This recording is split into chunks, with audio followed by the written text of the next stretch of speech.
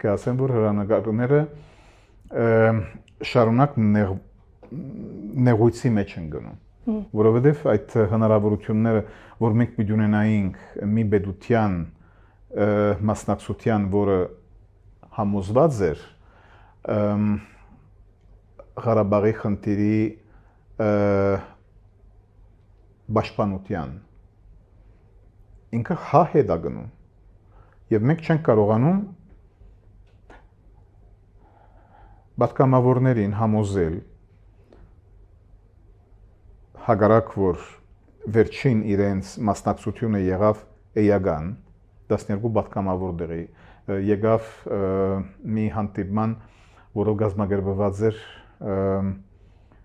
ապրիլի վերջավորության, ապրիլի 30-ին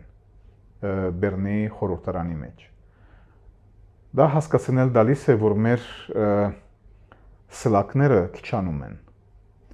եւ մենք հավերժական դժվար կարողանանք վերաբերեցնել տալ մեր ուժերը։